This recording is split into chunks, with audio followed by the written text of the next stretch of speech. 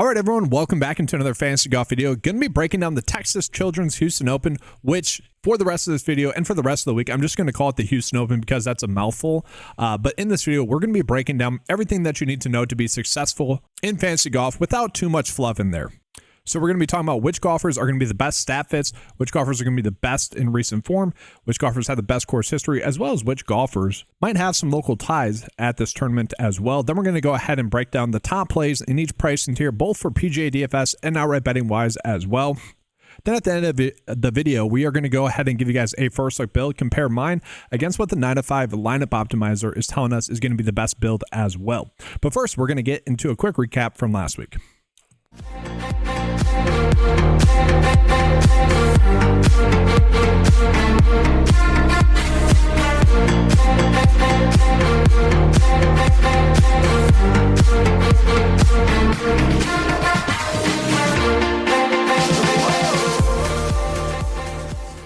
All right, guys, so last week I ended up going basically as expected, which really is not a good thing because it was expected to be a high variance week. I mentioned in the write-up and in the videos as well. I just didn't expect it to be a week in which was going to be easy to predict. That's what the data was telling us as well. And I think that's one of the things that I do myself really well, and also the 9-to-5 data does really well as well, is establishing which weeks are going to be more difficult to, predict and attack, thus adjusting our strategy for the week. I personally did not attack it as much as I would a typical week. Now, it wasn't all bad. Okay, we were able to hit a first round lead with Keith Mitchell. Unfortunately, he made 2 bogeys on hole 17 and 18 to close out his first round, which meant that we had another first round lead, not full cash, but that was our 8th first round lead / low round golfer hit of the year, bringing us to over 51 units of profit with the first round leaders thus far this year, bringing our total betting units of profit thus far this season to 106.3. That's actually down slightly from last week because, head-to-head bets finally had its regression week, which I've mentioned in passing that was going to happen, and it did. We're still really crushing it there, but kind of had the regression week that you would expect. But DFS-wise as well, we are now down to 6 out of 10, so 60% of the week's profitable, and with 2 pushes, which more on the plus side of those 2 pushes, but nothing significant there. So all in all, a pretty solid season thus far. Hopefully this Texas swing is going to bring some more big weeks here, hopefully. And really, I think the perfect example of last week, a good summary of it, is that Victor Hovland one, right? He had been terrible for almost a year now and ends up winning that event. That explains really the randomness. That summarizes it very well. Now, the issue that we had last week is that none of the players were really checking all the boxes. Really, none of them were great plays on paper. If you look at the player pool that I ended up recommending, and freaking Matt Kuchar having a terrible first round, fine second round, that was annoying. You see that I was prepared for the variance, right? Fully embracing that variance, really not getting to anyone except for Fleetwood and Straka, and then trying to get to some potential low price made cuts because of that. This week, however, I do think it's going to be a little bit more simple, assuming that the weather does not play a big factor again this week. Now, last week was an interesting week with the weather just in general because we saw the PM wave, the AM PM wave and the PM AM wave. The golfers that had the PM tee time in round 1 were most of the best golfers in the field. So although I still think there was a split, a weather advantage, it was kind of negated due to the talent for the second straight week being more in that round 1 PM wave. So, we can't really draw that many conclusions from that weather wave. But looking at this, guys, the weather could play a factor as well. We could be getting a Thursday delay. One of the most annoying things is when your golfer is starting the round and they have to stop and then pick up again, and especially if they have to play again the next day. That creates another realm of variance, and that's kind of been the theme over the past month is we're getting some things that we can't really prepare for as much as we would like to because of that weather split. So it could be Wednesday PM, and some of the players that we're going to be on does end up shifting. Hopefully not. Looking at it doesn't seem too crazy. Okay. Just, thunderstorms in there could make it, harder to predict in that regard, maybe especially with first round lead as well. But with the rain, the course might play a little bit easier than it has in the past. Typically speaking, this is a course that plays pretty difficult in terms of scoring. We look at the average winning score, and we're only looking at over the past 4 years. That's when the tournament has taken place at the same course. Okay, prior to that, it was a different course. A little bit easier to score on those ones. But yeah, -12, -16, -10, -13, typically a harder scoring event. But if the weather, that rain does soften up the greens to allow it to be a little bit more easy scoring, that will shift the dynamic of this tournament a little bit. We saw it happen 5 events ago as well, where because the rain came in, it did shift. What was it? The Coniston Classic. where the course, especially in round 1, ended up playing much easier, which kind of shifted what key stats we'd be prioritizing because of that. I don't see that being the case here because there is still wind in the forecast, but maybe in hindsight, we'll be able to look back and see, oh, that's what happened. Now, I do want to start with actually taking a peek at which golfers are going to be the best specialists at this tournament here. And basically, there are going to be the players that you would expect would be the best specialists. Maybe a little bit of surprise with Max Graceman popping up in there as high as he is, but from that point on, basically all the golfers that are kind of the best specialists are the golfers that you would expect to be there. And so with that, let's go ahead and jump into the golfers that have the best course experience here. And the nice thing about this week is that we are seeing a lot of golfers have played this event and have continuously played this event well. Some of these golfers are going to be in good form as well, which again, that leads up to this week most likely being a week on paper that's going to be easier to predict, especially compared to last week, which again, on paper was expected to be a high variance week, and that's what happened. So looking at guys, Aaron Rai has tremendous course history, 7th, 7th, 19th. Sky Scheffler, 2 runner-ups, a 9th and a 32nd place finish, so good stuff there. Jaeger, the winner from last year, 9th the year before that, 35th the year before that. Jaeger was a mid-exposure play for us last year, so a player that helped us out DFS-wise. Mackenzie Hughes has a great track record here. Plenty of golfers that have played this course a bunch and played this course well. Jason Day is going to be an interesting click, I will say, just because of his recent form. Form has been phenomenal. The only slight worry that we have with him is that he has somewhat struggled at this event. Okay, miscut last year, 16th, 54th, which at his price tag, we need more than that, and then a 7th. So there is upside with Jason Day, but we also worry about that downside a little bit. But yes, a lot of golfers that want to play this course a lot, and a lot of golfers that have played this course well as well. Now, we have 4 years of course history to go off of, so we know what the key stats are. Again, though, that could end up maybe shifting a little bit this week if the greens soften up. This is a course that is interesting, though, because there's not like necessarily one direct key stat that we should be going in on.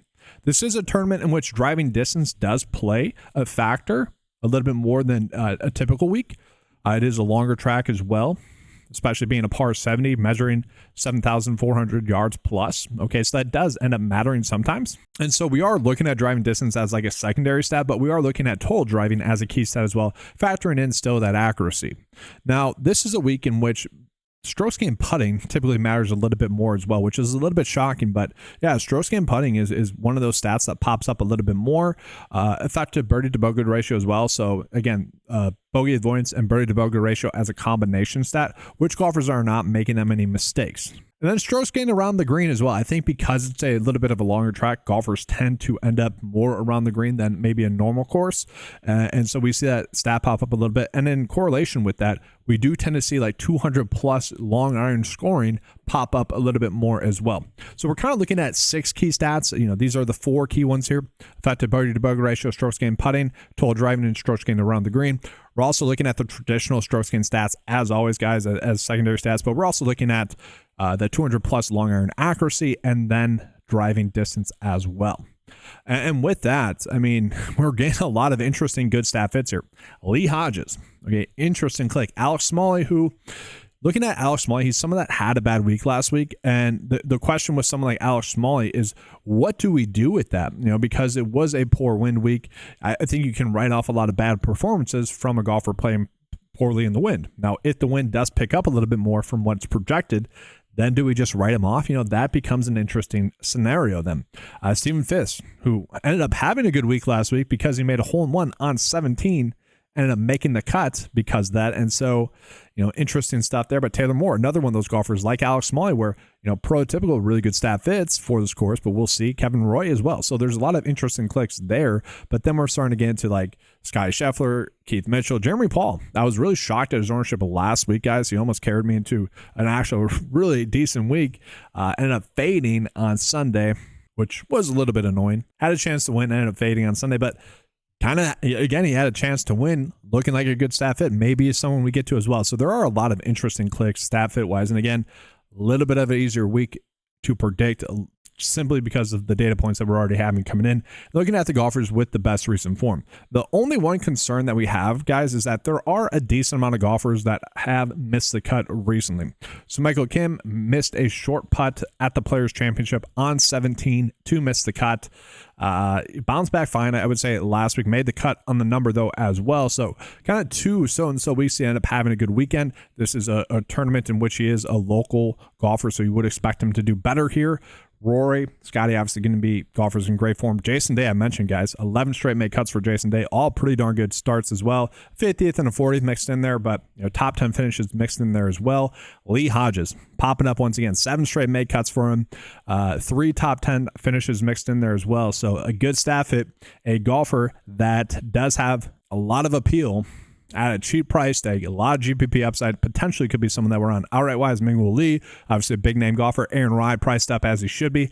Nick Taylor, can we expect him to make the cut? Probably, but he did miss the cut in his most recent start. JJ Spawn. So we're getting enough good golfers in good form, but the overall takeaway that I've noticed kind of going through the process of the key metrics that we have, recent form, staff fit, course history, is that when I'm going through my lineups, I can get around 4 really on paper safe golfers, another 5th golfer that's pretty safe as well for my DFS lineups. It's closing it out with a 6th player that makes it a little bit tougher. And so I do think that this week could end up being a week in which a lot of lineups have 5 out of 6 across the cut line. Last week I thought it would be 4 out of 6 would be the norm.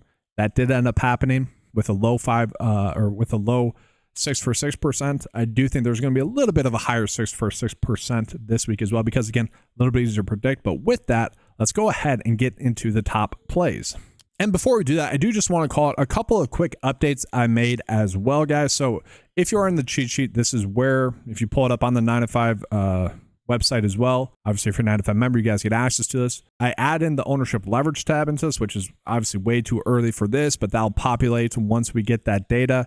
Click back in the cheat sheet if you want to go to another tab. We got the lineup tool as well, which is the old tool that a lot of people might be familiar with. So if you want to see maybe how your lineup grades out, you can come in here, whatever, click on those players. You get a good data breakdown of maybe what we're looking at, salary-wise, model average, projected fantasy points for those golfers, the average betting odds, made cut percent on average. So I think that's just another step you can take to making sure that you're making a good build. But then lastly as well, this is something you can do later on in the week. This is going to be the simple view for the cheat sheet as well. So it has those key characteristics that we like to look at: the specialist data, the course history rank, stat rank, recent form rank, 9to5 rank, and then the overall rank, which again includes more of the Vegas data as well. But we also have simple stuff like projected ownership, proper ownership given their projected ownership as well, the leverage tag based off of that. I need to change the headers here just as an FYI right here. Anyway, so the data tag, kind of what they are. Okay, so like Scotty Scheffler, obviously a core play. He's also going to be a good outright bet for us as well, a good traditional outright bet. Rory McIlroy is ranking out as a high exposure play, but also a possible outright bet. JJ Spawn, high exposure play, but good outright bet. Aaron Rai, high exposure play, possible outright bet. So just another avenue for us to be able to make decisions. And if you guys just want a snapshot of the best plays, this is a little bit easier, I would say, to look at. But we're going to be looking at the traditional 9to5 cheat sheet. And so with that, guys, yes, the top plays are all correct, basically, is the theme. The biggest question that we have is going to be what to do, though, with Scotty Scheffler and Rory, who are definitely priced up. They are the two plays, are clearly the best plays. Scotty Scheffler, the biggest worry with him is if we get another week in which he gives us one of those recent performances where he doesn't finish top 5, okay? He's had 1 week in which he's been able to pay off this significant of a price tag in the 2025 season, okay? At the Players Championship, did not pay off that price tag. Arnold Palmer did not pay off that price tag. Farmers paid it off. Waste Management, 25th, did not pay it off. And then, AT&T Pebble Beach Pro-Am, a top 10, like you would take that, but still did not pay it off at that price tag. So we really need to be getting a top 5 finish out of him. He's clearly a great play, is a Texas-based golfer, most likely, clearly someone that has, Texas ties and plays well. And speaking of that, let's just take a peek at all those golfers that have Texas-based ties. So golfers that are both extremely likely and possibly have local ties. It's all just based off of miles where they live in accordance to where the tournament is. But Scotty Scheffler, Michael Kim. What's interesting here, guys, is that not everyone that has those local ties has kind of played this event well. They kind of played poorly. Now, they're not all big name golfers, but it's interesting. Like, you got Scotty that's played well, Saith played well, and maybe Jonathan Vegas, but definitely interesting there in that regard. Jumping back into those top plays, though, Rory is priced correctly, but he's $1,000 cheaper, and his form has been better than Scotty. So that's definitely interesting, guys.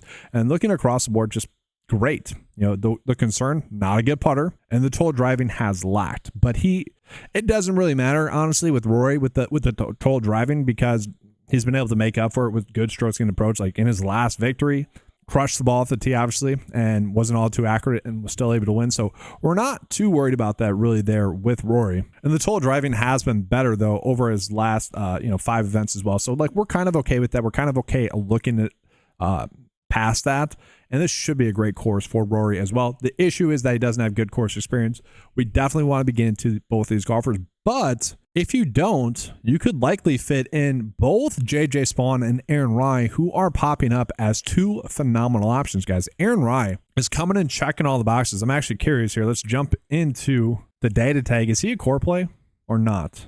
No, just Scotty. Then that's right. He's a high exposure play as well with JJ Spaun, with Rory as well. But to me, Aaron Rai is really checking all the boxes as well. Like I can't really knock him. Okay, 5 straight make cuts. Tremendous course history, guys. 7th, 7th, 19th, really all desirable finishes from him. The form has been trending extremely well as well. So he's finished 17th, 14th, 11th, and 4th over his past few events. So we love that there from him. Good specialist as well. Top 10 specialist ranked as well. And the fact that we can get him at 28-1, I'm fine with that. You know, let's just say, in theory, if Scotty and Rory don't win, we're getting the next best golfer in the field at 28-1. Feel pretty good about that then with those odds. Be interesting to see the without market with him betting wise, because I would assume it's like 18-1 then, which I still think I'd be fine with. I don't mind the idea of betting him to like top 10 at 3-1 as well. I think that's fine. But definitely going to be a great option for DFS lineups. From there, JJ Spaun I think is a little bit worse of an option, just because there's been a little bit more inconsistency with his game, and I say that with a slight pause because it's not been bad.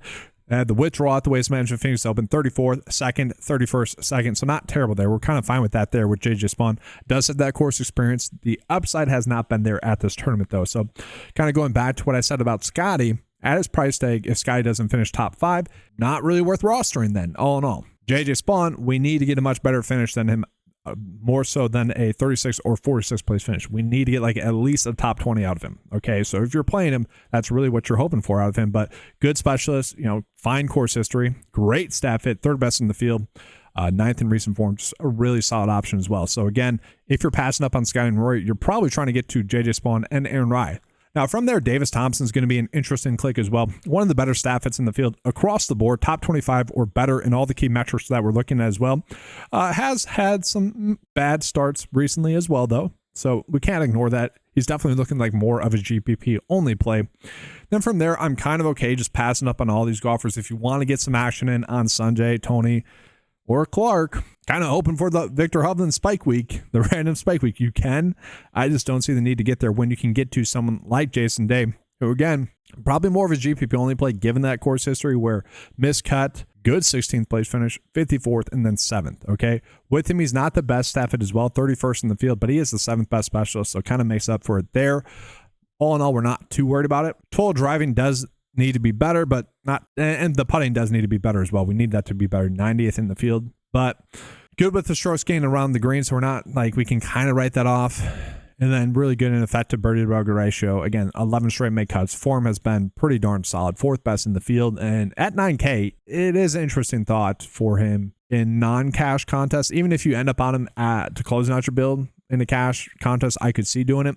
I do think he's a fine outright option as well at 35-1, but I'm not too ecstatic about it. It's more, typically I bet on 5% of the field, guys. If I need another golfer, he would be the last golfer into my betting card. And right now, I've got like Aaron Rai I feel good about, and then a couple of other golfers I'll mention a little bit later on.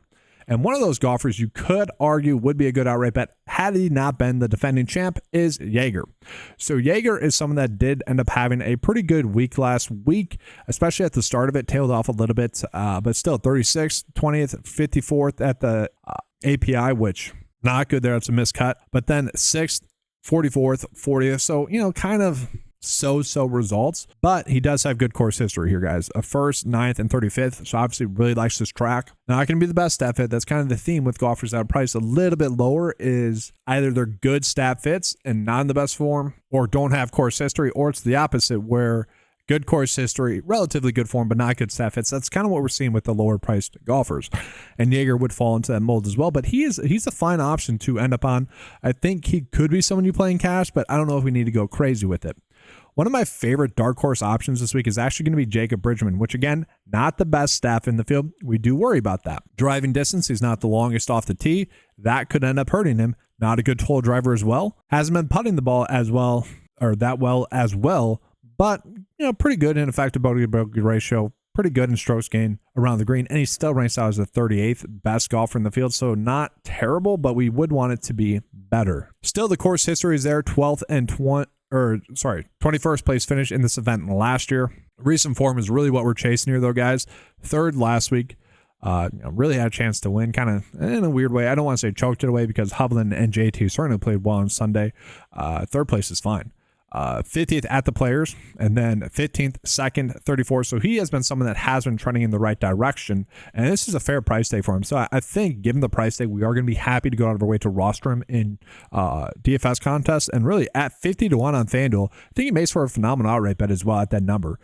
Really checks most of the boxes that we would want, and we're getting him at such a great number. Now, from there, I do think Alex Smalley is going to be a good GPP play. Maybe Keith Mitchell's a good GPP play. We could get a top 10 out of him. Maverick McNeely, you would expect for him to play better. Just 3 starts to go, 2nd and 9th, 4 starts to go.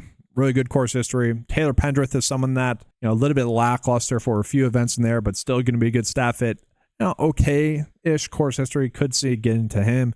Michael Kim, I'm fine with it. I feel like he's a little bit priced up, though. It's more of a shoulder shrug option. Kind of goes back to what I said earlier about closing out the builds this week, a little bit of a struggle.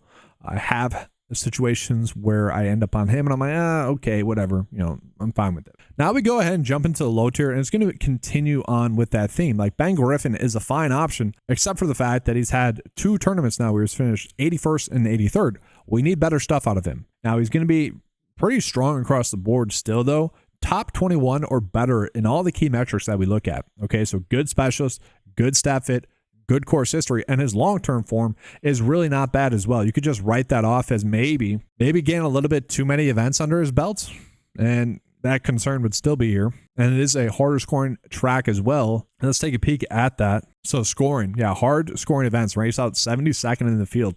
So that is a little bit of a worry. But these Parkland style courses, these longer tracks as well, does play pretty well, has played well in Texas-based events, 23rd in the field in Texas-based events. So, some good stuff. Fairway width, these are typically smaller fairways, which, again, golfers tend to try to bomb and gouge it, but he does rank out 30th there. So it wouldn't be surprising to see Ben Griffin have a good week, but more of a GPP play. Same thing with Taylor Moore, GPP only play. That's the theme with the 7K ranges. We have a lot of golfers that are going to be great GPP plays. Maybe if some of these golfers are cash, we don't need to get out of our way to roster them. Joe Highsmith's an interesting click as well. Not the best specialist, 30th best stat fit, but 15th in recent form, finished 21st at this event last year. He won an event recently as well. And if you take it, if we take a peek at his recent form, missed the cut at the API, but that was directly after his win. And so in a way, we can kind of write that off a little bit. And if you do, 22nd, 20th, 1st, and 17th, spectacular stuff. 4 out of his past 5 events have been top 25 finishes, and he finished top 25 at this event last year. I could certainly see myself getting to him as the last player into my build. Now, Davis Riley's certainly going to be an interesting click this week as well, guys.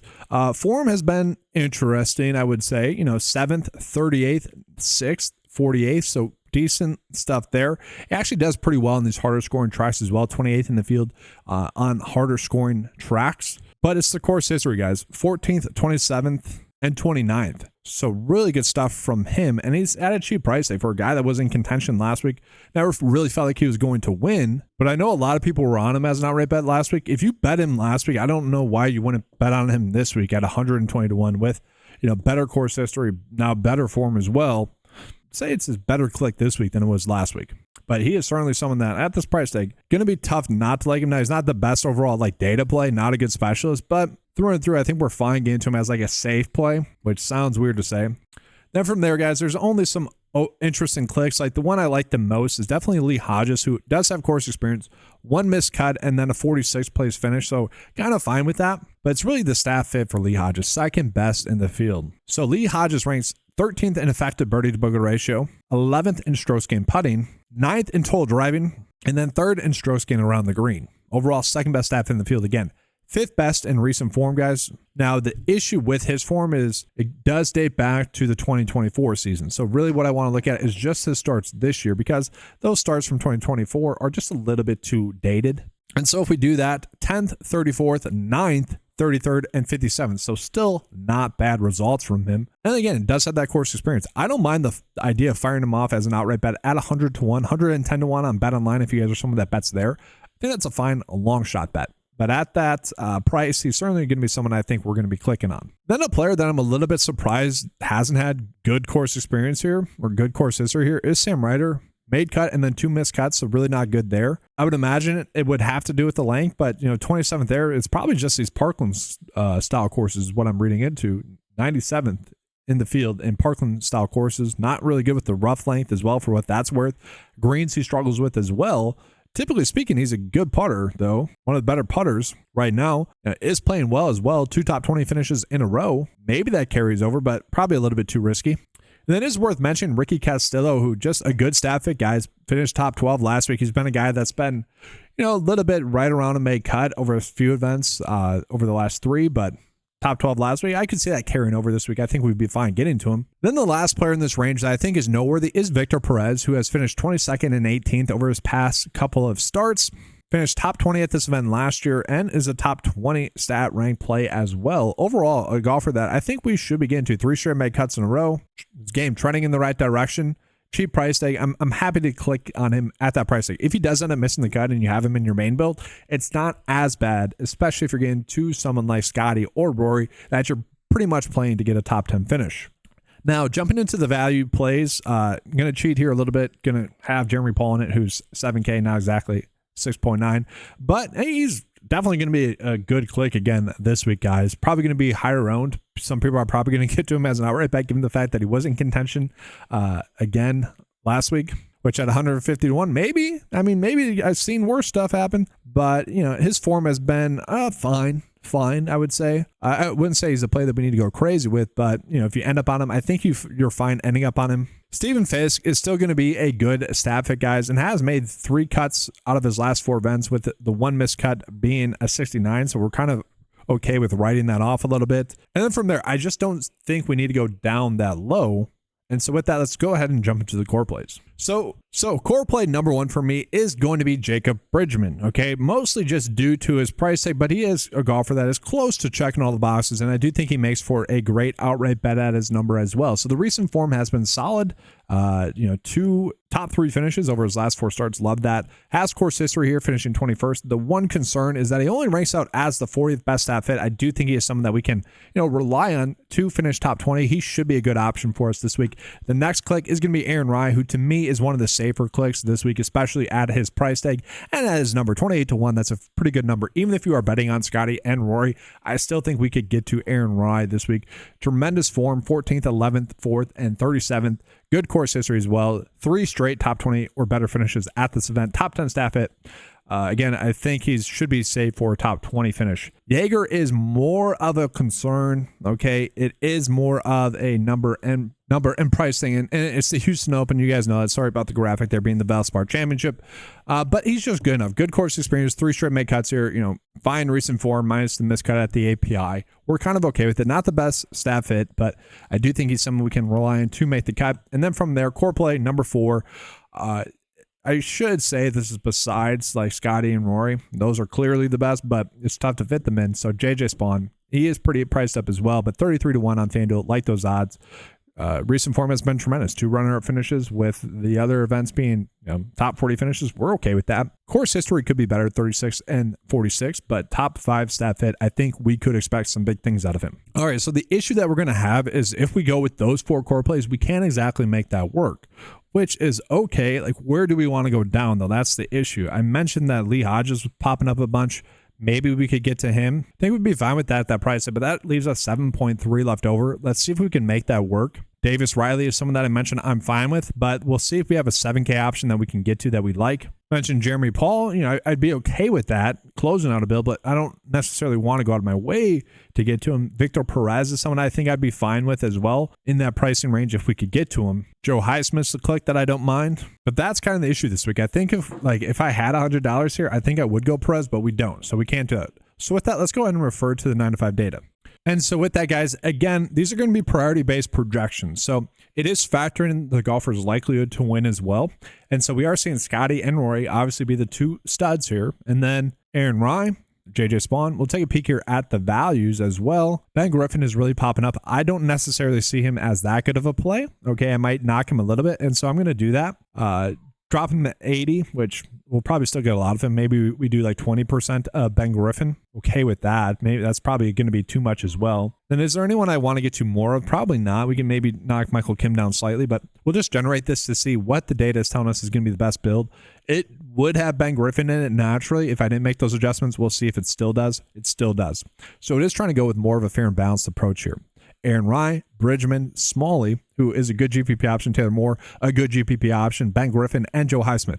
I don't mind that build, but again, I do think this is more of a GPP build, just because I think we can look and see maybe 4 out of 6 across the color line, but that might be the extent of it. And then if we just pull up that 9-to-5 lineup tool, we'll notice that yes, we are maxing out the salary left over. FanDuel, don't look at that. We'll get that in there probably. Stat rank, really good. So average stat ranks 16 or better, which we like to see. Strokes gained total over the last 5 events, average of 20th, which is really good ranking wise. Fantasy points pretty high. We made cut percent. So a way that you guys can look at this, guys, this is the average made cut percent for those golfers. The way you can look at it is do another decimal over to the left, and so your 6 for 6 likelihood is 7.27.